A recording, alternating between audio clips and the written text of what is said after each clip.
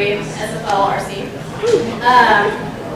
And so first, I'm going to give a bio, and then everyone's going to give a story or talk about something that's important to them in activism, and some advice that they would give to fellow student activists. And then we're going to open it up for questions, which I think is the most valuable part.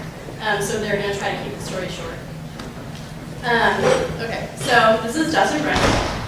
He's a student at Texas State, and he's majoring in computer science with a minor in political science. He currently serves as the president of their Young Americans for Liberty chapter. He attended the Young Americans for Liberty campaign boot camp and the Regional Students for Liberty Conference in Austin, Texas, obviously. And as well as the 2012 International Students for Liberty Conference in Washington, D.C.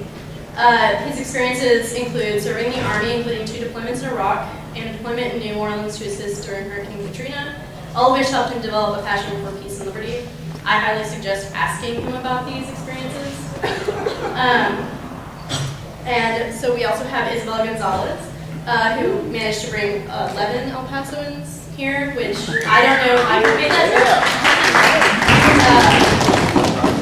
She is a grad student at the University of Texas at El Paso. She has a Bachelor's of Science in Psychology and is currently working on a Master's in Rehabilitation Counseling at UTEP. She was inspired by Ron Paul during the Republican debates, and so she joined the El Paso Ron Paul Meetup group. Through her involvement with Meetup, she organized a lot of Ron Paul grassroots campaign activities, and they attended GOP meetings and made efforts to become delegates to the El Paso County Republican Convention and Texas Republican Convention. During the Youth for Paul campus tour in Texas, Isabel was provided the honor to introduce Dr. Ron Paul when he visited. She's also a state chair at Yale, so she and I share many similar experiences. She also blogs about various issues, including foreign policy, economic freedom, and civil liberties, with the aim of provoking intellectual dialogue with her online friends, which we all know is difficult. So we also have, she originally had this insanely long bio, but there are too many accomplishments to read about. Okay, so we also have Hamid. Of course, so far, I don't know how to. That's fine. I don't know. So he's an undergraduate at UT Austin. He's majoring in economics, finance, government, and mathematics, and can probably perform a brain surgery, I'm sure. He's the next generation scholar with the Robert S. Strauss Center for International Security and Law and the European Center for Excellence Summer Scholar. He currently works as a Texas Governor's Fellow within the Office of Economic Development in the Office of the Governor, and interned with Wikistrat, a geopolitical simulation consulting firm last summer. He currently leads the Up to Us campaign here at UT, and was the president of the Thomas Jefferson Center for Core Text and Ideas Scholars Society. I'm pretty sure there are more proper nouns in this bio than there are non-proper nouns. And so we have Jordan Schmidt. He's a government student. Sorry. I can't pronounce white names. So his primary interest is in con law. He was born and raised in Plano, Texas, unfortunately. Graduating from Plano Senior High School, he initially became interested in politics in 2000, being fascinated by the whole recount fiasco that played out in Florida. While he was at first a far-right conservative Republican, since then Jordan has gradually transformed into the staunch libertarian he is today. He blossomed into a beautiful libertarian flower. His other interests include music, he's a drum set player, astronomy, sports, and walking along the beach to soul music. That wasn't actually on, but yeah. So I guess we will start with Dustin.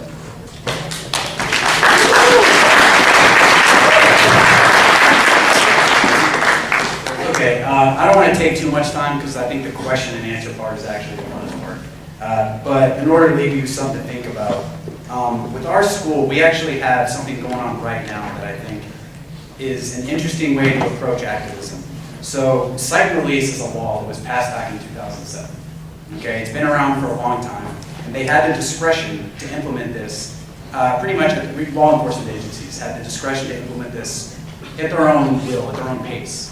Okay, so in Hays County, where Texas State University is located, there's actually, the entire county has site police implemented. For those who don't know what this is, it's a list of 7 misdemeanors that instead of going to jail, it gives the cop the opportunity to give a ticket and not have that person wait in jail, wait in jail for 3 days, wasting $500 of taxpayer money, missing classes and whatnot. And the reason it applies to our school is because the University Police Department is the only law enforcement agency in Hays County that has chosen not to implement site police, which means that college students have to go to jail to get arrested on campus, whereas everybody else doesn't. Okay, so for us, that's selective implementation of this law. And so we actually have, we're working through our current ASG.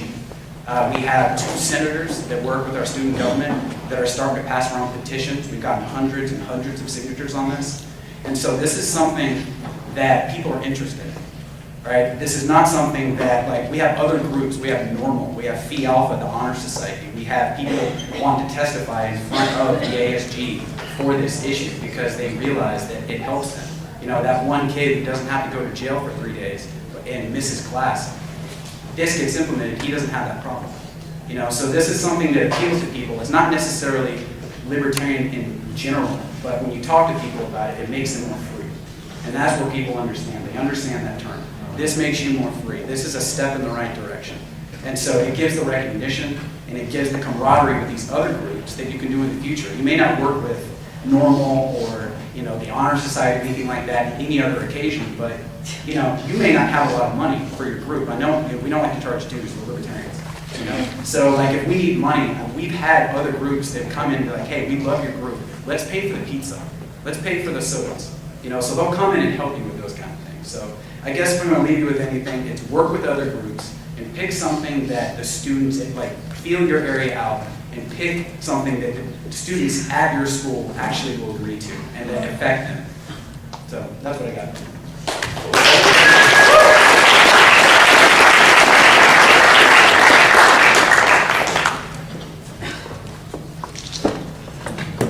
Hi, everybody.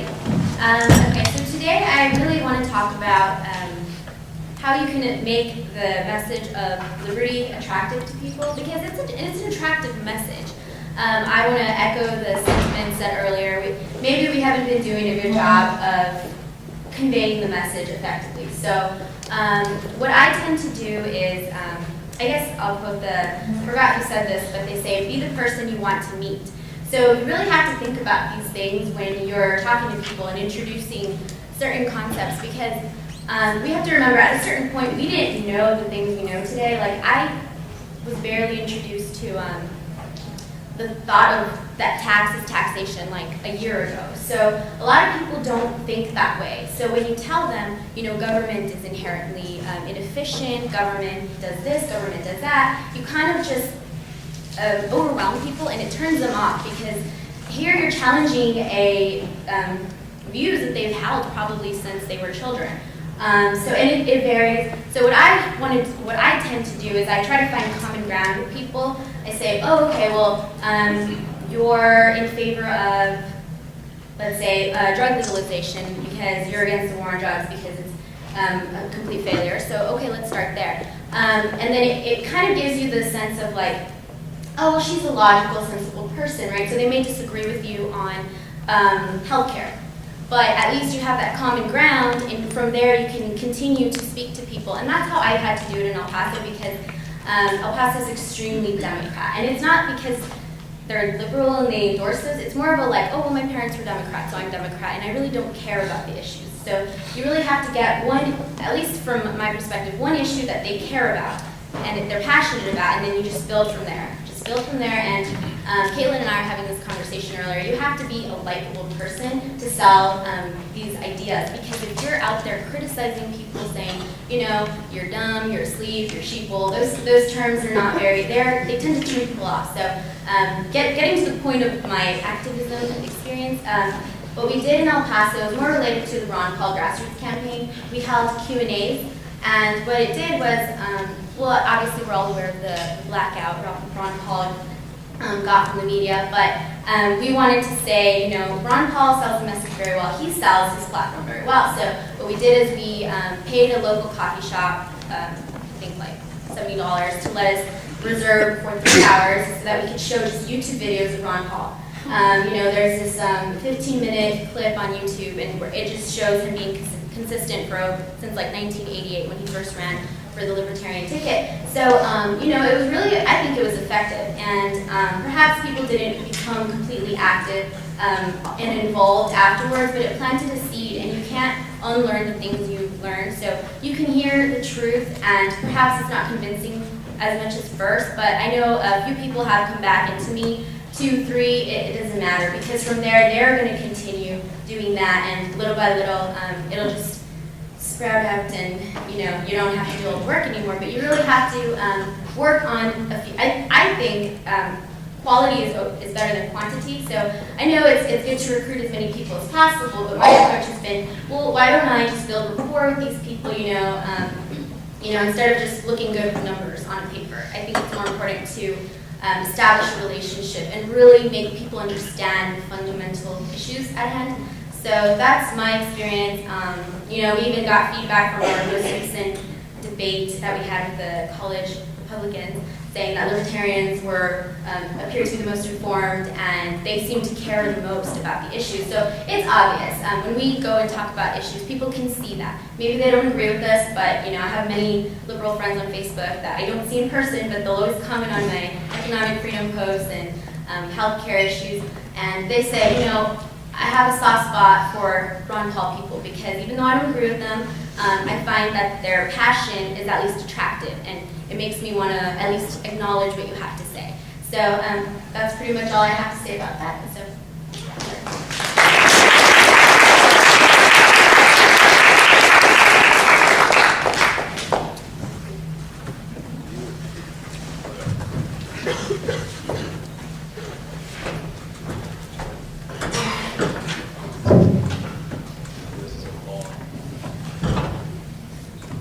All right, hello everyone. Thank you for being here. I'd like to start off with some thanks. Thank you for the generous introduction.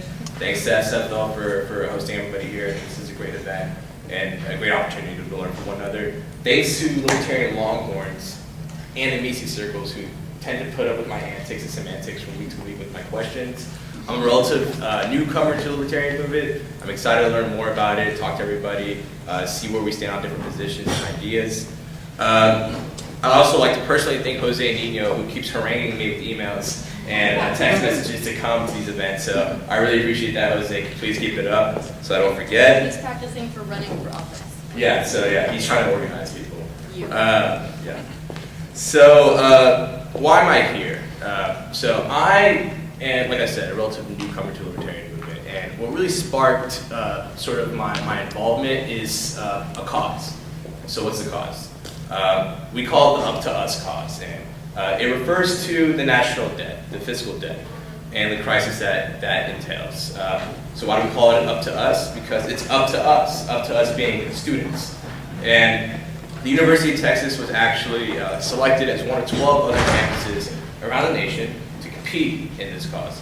And basically we're organizing a campaign to engage people on campus, to get them educated, to help them see what that actually means on a personal basis. Now, with respect to student activism, I'm a big advocate of doing something. Everyone likes to talk about these things. Libertarians, we always get together to talk about things. I go to the CR meetings, I go to the UDEM meetings, I go to all the meetings, I even go to the socialist meetings. And everyone likes to talk about these issues. There are very few people who like to do things about them. And so the cause of my life, it's not even related even to politics or this issue. It's getting people to do things they're interested in, to be passionate about that. And that's sort of the thing that we're really promoting at the Up to Us campaign. So what are we trying to do? The campaign starts in January. We're promoting fiscal debt events. So we're leading a student speaker panel, a debate featuring the Libertarian Longhorns, the CRs, and the UDEMs. So all interests are represented. We're also leading a speaker series, so having educational speakers come in, talk about different issues, and give everyone the different perspective that's needed in the greater dialogue of fiscal issues. So, people, the truth, and more importantly, people who seek the truth are friends. I think that is an important thing. So you don't have to know the truth, but if you want to learn more about the truth, I think there should be something in place for people to come together to speak about issues, and that's something that we should all help promote and get together for. So, I mean, one of the biggest things I like to talk about is, this is a quote from Robert F. Kennedy, and some people attribute it to people before him, but trying and failing is better than failing to try.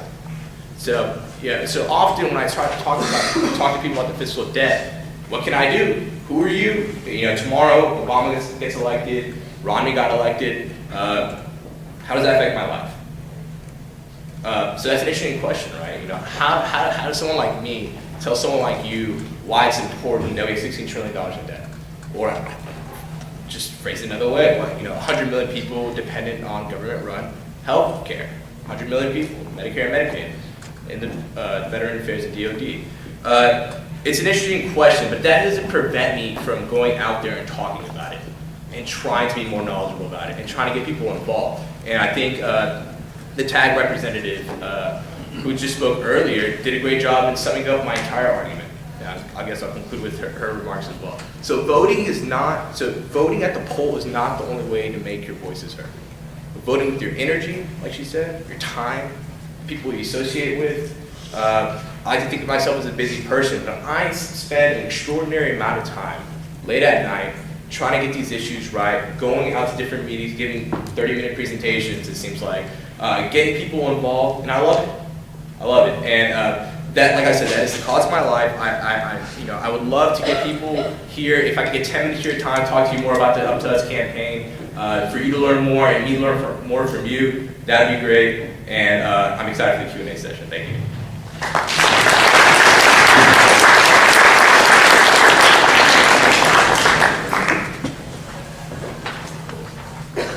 Hi, my name's Jordan Schmitto. I'm one of the newer members of Libertarian Longhorns. What I wanted to talk about today was I've kind of noticed that, obviously us as libertarians being issues driven, we like to, engage with people who disagree with us and try to change minds. And a lot of times come away disappointed because, unfortunately a lot of people are dead set in their beliefs and are too closed-minded to consider other alternatives. But I like to look at it, at a different angle, that it's not really just about changing minds, but it's just getting the word out and making people aware that there are people like us. And as this large turnout here today shows, it is a growing movement. And I wanted to illustrate that with two examples. I don't know if y'all have heard of the movement for concealed carry on campus, but during the past two legislative sessions, I've been involved with a group UT called the Students for Concealed Carry on Campus. And, a lot of people might know that this isn't a real popular movement among students, but, we've always made the argument that, it's, a right is a right, no matter how popular or unpopular it is, doesn't, necessarily make it right or wrong.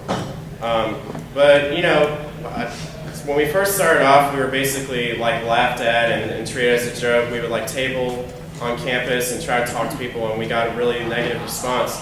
But towards the end of it, we went from people calling us evil and stupid and wrong to, I disagree with you, but I acknowledge your beliefs and respect you, for standing up for them. And there were a few different methods we did to do this. The main one was we successfully hosted an on-campus concealed carry training course, and what we did with that is we basically gathered a big group of students, and Michael Cargill, who runs his own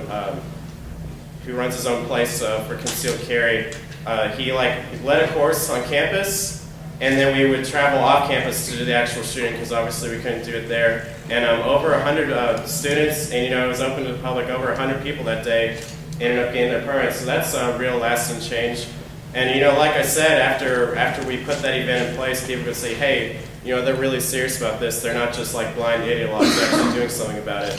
And even though the movement ultimately failed in its goals and getting this passed due to bureaucratic nonsense, I could really see a big change in the climate towards the end of it. And the other example I was going to bring up was recently the Libertarian Longhorns got the privilege to be in a debate against the University Democrats at the last minute when the college Republicans dropped out. And 2 days before the event.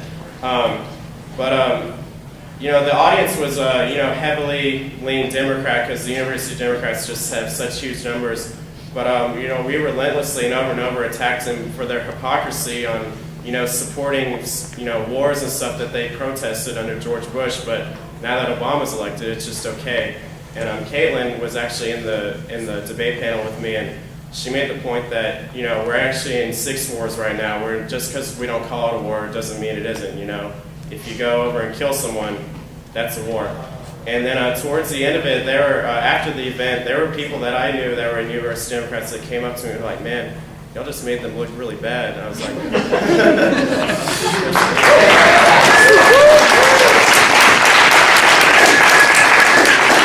and you know, in that instance, it was our ideas that won out. You know, just pointing out that just because there's a new person in power doesn't mean that, you know, going to war and attacking other countries is right. And, you know, I don't know if we changed a whole lot of minds that night, but we certainly let them know our views, and now they're more aware of us. So, yeah, that's all I have to say for now. I'm looking forward to the question and answers. Thank you.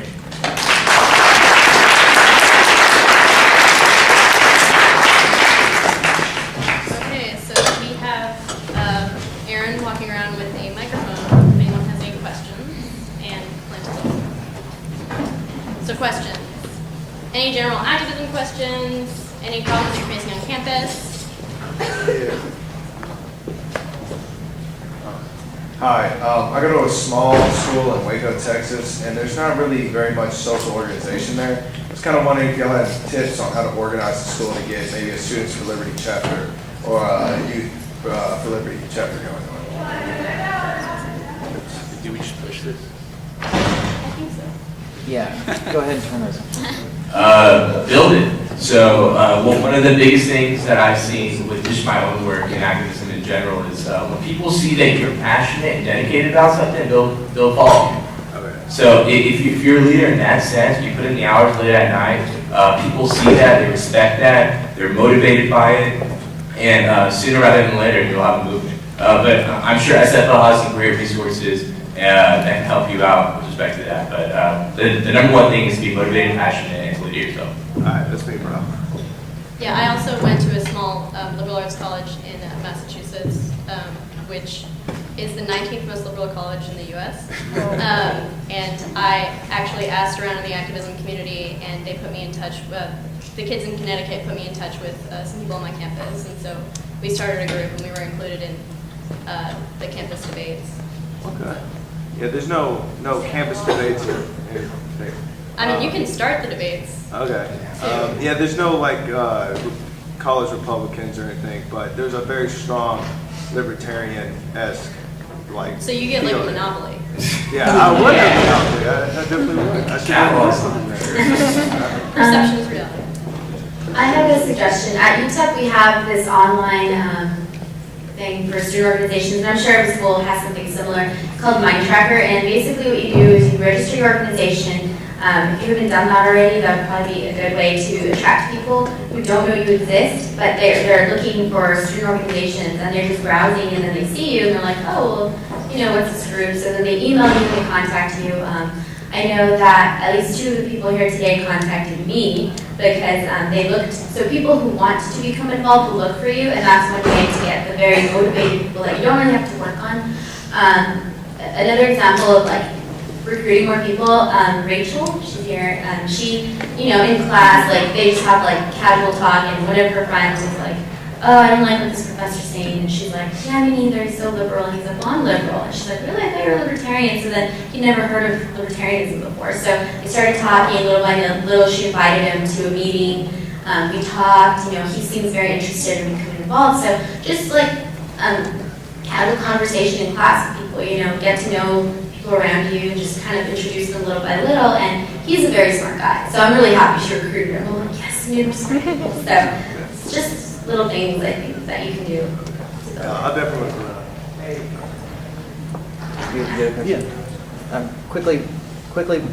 Quickly before this next question, I just want to point out that on Students for Liberty's website, we actually do have a how to start a student group guide, and it goes through a comprehensive like how to do everything, you know, step by step. And also, you have campus coordinators near you, Kate Preston, are both campus coordinators for Students for Liberty, and they can help you with that as well. So feel free to reach out to them. Definitely. I was just going to say, I think, I was going to ask, what do you think is the best way to make the libertarian message more digestible to a mass audience? Because I noticed that's something that Ron Paul did like never before with the issue of monetary policy. Like, Republicans and Democrats haven't talked about that since, like, I mean, not even the eradication of the gold standard. Like, you know, I mean, it's really hasn't been an issue since we added silver. But it's sort of interesting. I think economic freedom, like the free markets, have certain appeal to Democrats, especially to emphasize like the undue influence of lobbyists in the state, and for Republicans as well, of course, because they think they're free market in the first place. But I think it's but I think but when I talked to them, like I got Democrats nodding when I said like, see, what you need to do is make a separation between like state and economy so that you don't have this undue influence. And they were like, whoa, you know what I mean? It's like it's suddenly like they're nodding, but with the general principle, but they're not really quite processing the implications yet. But I think we make it, and I have just a question, how do you think we can make the message sort of digestible to, because we're going to get membership from the major parties if we're going to grow, how can we make that more digestible to people with those bodies? I mean, I guess I can start with that. One of the reasons we actually picked up the site and release issue that we had was actually started by our normal chapter. And whenever like we picked it up and were able to add another venue for that to go out, but it wasn't the fact that it's something that affected people, like they knew about it. You know, like when you're talking about economic freedom and like all the different like kind of underlying libertarian philosophies, that's one thing where you're sitting in like your group or whatever. But like when you're tabling or when you're trying to like get people interested, they want something that affects them now and then, you know, is like here and now. So like, you know, whenever you're doing stuff like that, you know, obviously, you know, focus on that. You know, like the site and release was something that affected it's individual to our school. And we picked that because it just worked. You know, it made something more free and we ran with it and it worked for us. So if there's something like individual, something on your campus that will apply to you specifically that, you know that students will latch onto, like for your like geographic area, then I would focus on that. That was my particular strategy. I would elaborate on that a little bit to say sort of the same thing. A good example of that is the Peaceful Streets Project from, we're going to hear from Antonio Wheeler about that later today. But that's been really effective in generating activism just because that appeals to everyone. It's not like a partisan issue, you know, liberals, conservatives, libertarians, socialists all can agree that, an unchecked police power, state is bad. So I would maybe try and find an issue that you feel like cuts across partisan lines, and also maybe get the general message out of our, general beliefs that we're, in standard terms, I guess, socially liberal, fiscally conservative, and believe in a non-interventionist foreign policy. Because I feel like pretty much everyone across the political spectrum at least believes in one of those three things. And just to piggyback off that really quick, make sure, and I'm not doubting you at all, but make sure you're knowledgeable about the issues you're promoting. So for me, promoting fiscal debt issues, I had to make sure that was credible, and for my team as well to be credible. And one of the things we did was I made them write blog posts to compete against one another, and I incentivized the whole thing by providing a $25 gift card to the winner. And I also provided for weekly quizzes for the material that I distributed in terms of reading. There's nothing worse than promoting an issue you're passionate about, but to be zinged on something so basic that you should know about the movement or issue you're promoting. So that's another thing that is sort of the foundation to move forward.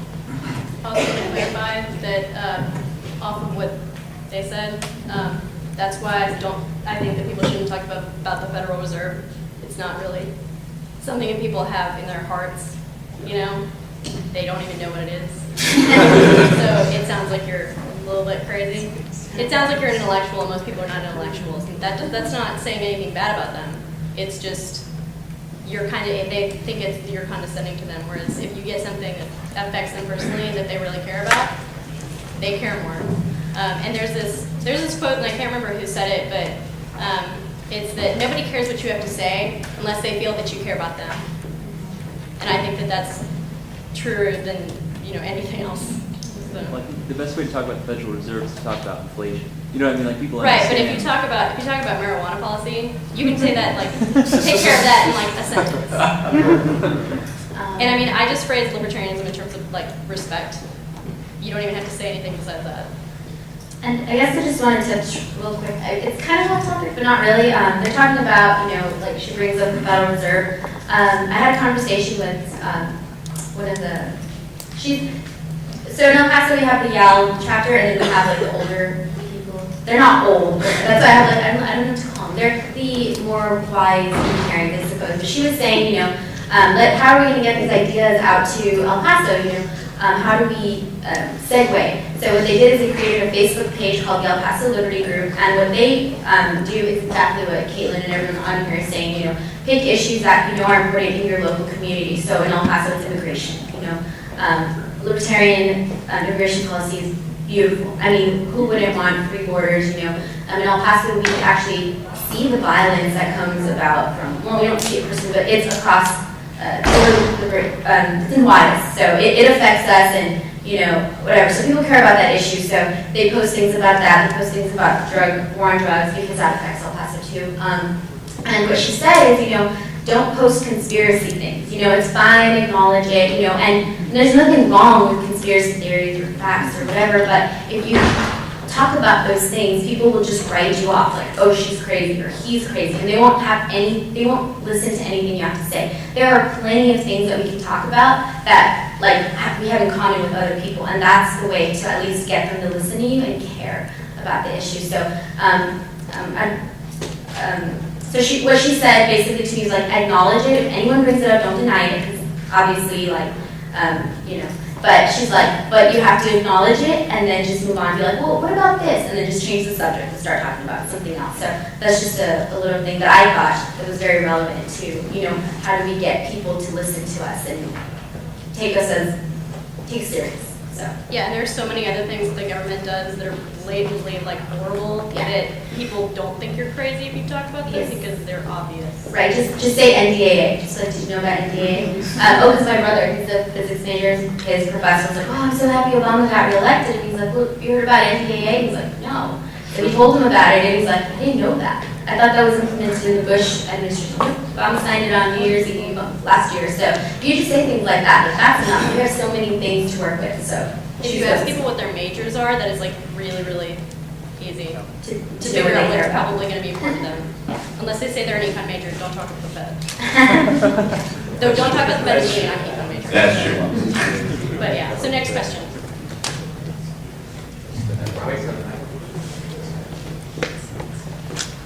Probably the most contentious libertarian position, it seems, one of the most difficult to express to other people, especially if they're across the aisle, is the concept that if you're against health care or against public schools, it means you want to take away education or take away health care, that you're a big mean. How do you recommend articulating that just because you don't think those things should be funded doesn't mean that you're against them or that you think, or basically alleviate their fears, but that without this government provision it won't exist, or people who need it won't be able to access it. Because that's sort of the opposition's biggest trump card that they pull out every single time. Yeah, I would point out, just the history of the issues, specifically with those two, that, healthcare and education has only gotten worse since we've thrown more money at it. I mean, we didn't always have like Medicare and Medicaid and like, the huge bloated Department of Education, and, they say we gotta like pay for these programs to help people, but, there's been no like good results of it. So I mean, you can simply point out, like, as the government has grown bigger on this issue, like, it's not like it's gotten any better anyway. And another example of that could be disaster relief. FEMA didn't always exist, and in the Great Chicago Fire back in the early 1900s or 20s, that entire city rebuilt itself with virtually no government assistance. And then we saw the debacle that happened with Katrina, and though, supposedly this time, as time went better, we've seen people without power and gas, and, like I said, we've been spending more money, but we haven't gotten results on it. Yeah, can I clarify one question? I think probably, like, certainly to provide examples, I think I'm probably thinking more in terms of moral impetus. As in, it's sort of like, yeah, that could work in the Like when they situation say of that that. you must hate the poor. But yeah, but it's still wrong. That's sort of, it's the moral high ground that seems to be the most contentious area. I guess So I've- do y'all have any effective strategies? in Yeah, place to so- do that? Just really quickly. So, I mean, I think what Jordan said is an important starting point, though. Mapping out the industry and laying out what is currently the case. So, when we speak about healthcare, we're talking about over 100 million people in the United States depending on government-run healthcare. Healthcare per capita is higher than any industrialized country by far. We have less than optimal healthcare outcomes. Costs are extraordinary, overhead, overwhelming. You phrase it like that, and you have problems. Now you have to have a solution. What's the alternative? So just heckling and pointing out problems and saying, okay, that's a problem, that's a problem, that's a problem. You need to connect the dots. And I think one of the things that is sort of tragic about the libertarian movement at some point is because we have such diverse opinions about different things, but we have a theme that seems to hold us together in individual rights and liberty. There's not a solid proposal in terms of what should we do with respect to healthcare, and everyone would agree on it. So what you have to do is get input, do the research yourself, and then have it be credible. There's nothing worse than me coming to you and asking you what's a libertarian position on healthcare. You just point out a bunch of problems and give me no solutions. And the moral aspect is troubling, particularly. But I think shaping history, shaping what other countries have done, you can really map the points. I don't think anyone here is an expert on healthcare. Maybe it's an MD on the panel, I don't know. But it really starts with doing the research yourself and having policy proposals yourself. I don't think he's answering your question, am I right? Not exactly. It's more to do with the guilt. It's sort Right. of like the. I'd interject real quickly and say I would always start with indignation about how terribly government has handled it and how it's such an important issue that's why we can't trust the government to have a monopoly on it, that we need competition because we need the best services possible for our citizens. Yeah, free market. Great. And I would argue that if you're not looking at the results, then maybe you don't care about, Don't insult people though. Yeah. I mean, I would argue that if you're not looking at the results of this government intervention, then I would question your motives as to, really, are you really out there to help people, or are you just being an advocate for the government? I mean, we're advocating results that have actually been proven to work, and they're doing the opposite. So they're doing more to harm what they think they're helping than anyone else is. So don't talk about public education by saying, oh, I hate that education is mandatory. Say that I hate that our kids are being sent to this prison-like structure to not learn anything and to be bullied. Yeah, and just off the free market, so just saying the solution to healthcare is to make it to a free market, I think is a very bad mistake. It's extremely big. So from a policy perspective, you said, okay, well, let's get rid of the mandate that requires or doesn't allow insurance companies to compete across state lines. That's a free market principle, and it's a policy. And we can go about resolving one step at a time and move toward a free market rather than just say, the solution to all our problems in a free market. Let's talk about actually how we get to that point. I guess I just want to share real quick, but something that's been shown to be effective. I use an example that I read somewhere in a horrible, it was a professor, and he was asking his students the first day of class, what are your thoughts on government and redistribution of wealth? So everyone was, sure enough, giving back answers saying, oh, I think that it's the government's duty to provide to us because it's our right, and they were just saying all these things that you hear nowadays. So then what he did, after their first test, he averaged out the entire grades, and he gave them back their grades, and they're like, what? And then he showed the grade they got. So if they got a 93, he gave it back to them, and it said 75.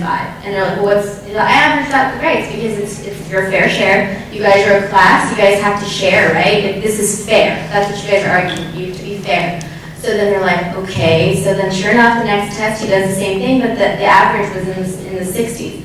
People weren't motivated to work because there was no competition. The entire class failed.